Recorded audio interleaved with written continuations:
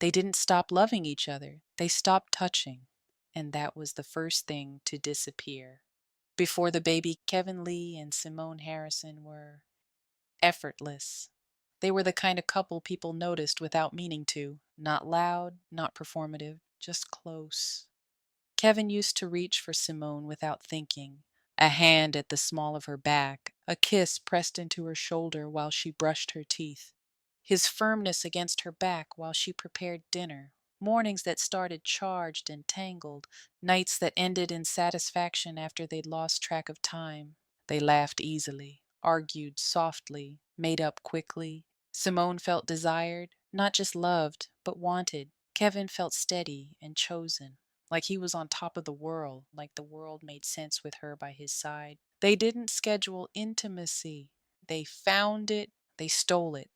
Then the baby came, and love didn't leave, but it changed shape. Nights became feedings, touches became practical, conversations turned into checklists.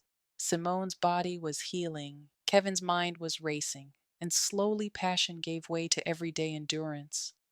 Simone noticed it first, the way Kevin kissed her forehead instead of her mouth, the way he rolled onto his side at night, turning away instead of pulling her closer, the way desire was replaced with gratitude. She told herself it was normal, that this was just a season, but seasons still require attention. Kevin noticed the change too. He just didn't know what to do with it.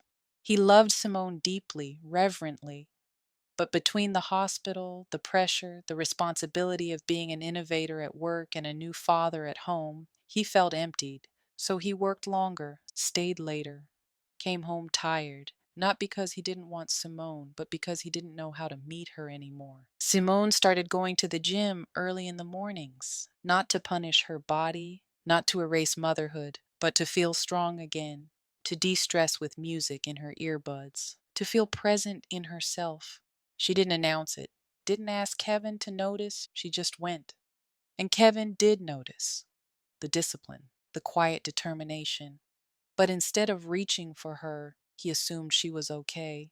When Kevin left for the medical research conference in California, Simone stood in the doorway holding the baby. She told him to focus. You will be great. She meant it. She didn't know the past was waiting for him there. Back home, Simone sensed the shift before she understood it. When Kevin returned, something was off.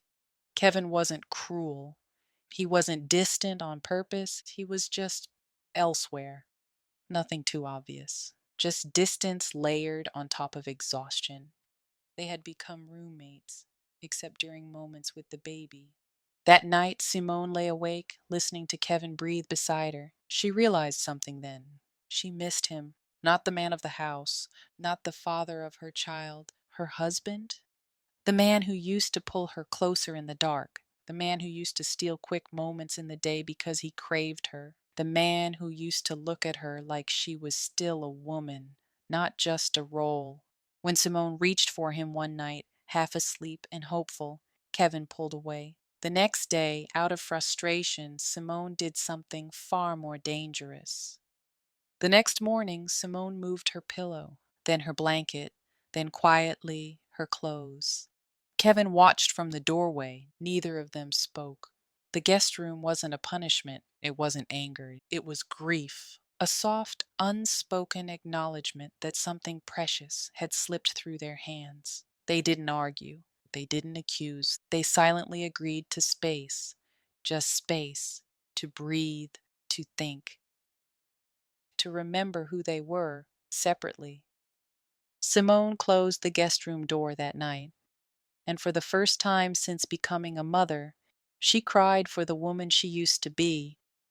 What she didn't know yet was that stepping into that room would change everything.